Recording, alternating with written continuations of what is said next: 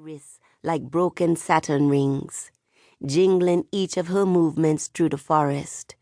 She moves with her walking stick made of bamboo and mahogany and wrapped tight in thin copper, rose quartz, and citrine, so it could be strong and light and absorb power.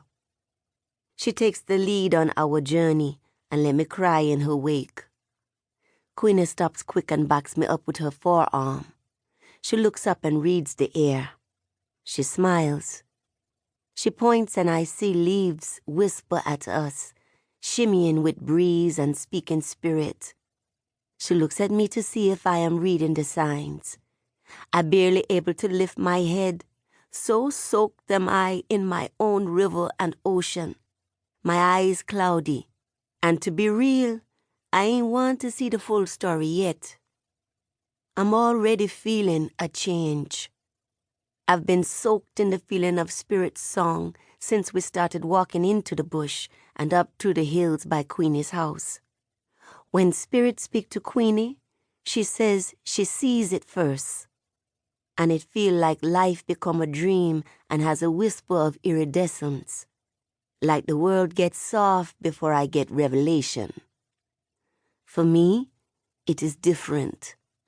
The only way I can say it feels is like a tingle, a feeling, from the earth through water, and I is surrounded in a power that's bigger than me.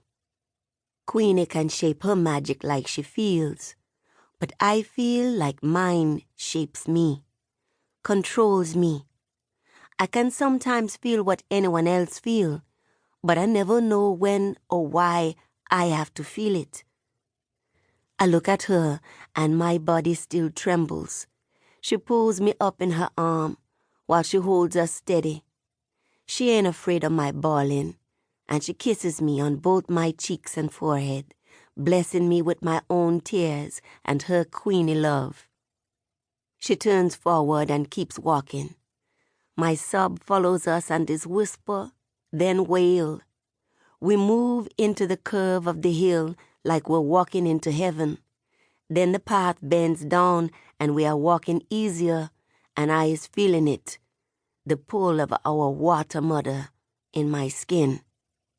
I keep crying, following Queenie to the sea. Queenie swing an orange blanket onto the ground. She grabbed dried cocos, big rocks and shells to secure the blanket into the sand. I is numb and just looking at the ocean and feeling like I is going to fall over. Queenie sit me down and pull out her machete and start busting fresh cocos she bring. Drink this now. I sure you did dry yourself out with all of that crying and grieving of love, my darling, she say, handing me a cocoa. Your first banker is a heartbreak that feel like a bit of death, yes. It hurt me to see you going through all of this hurt for love, and your mother is totally out of place. She stopped talking before she finished that thought, and she looked like she is hurting too. I know how it does feel, yes. She sucks her teeth, and I find it hard to believe Queenie ever was hurt for love like I is now.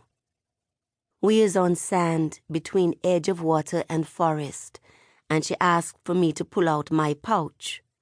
I hesitate, hoping that I can deny what I already feeling is true by not doing a reading. Still, I pull up my skirt and untie the pouch from my thick and dark brown tie. This is where I hide it from my mother and the world when I is traveling. Queenie asked me to drop my shells. I take them from the pouch and hold them in my hand. I feel the smooth indigo shards until I hear their song in my marrow. When their pitch is ripe, I throw them on the mat of lavender silk, raffia, and leather we use for reading our castings. The shells tumble around and reveal their message. Queenie nods and then looks up at me with her blue-rimmed brown eyes.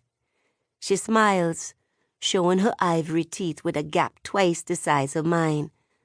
But her eyes are sad. We can both read the confirmation.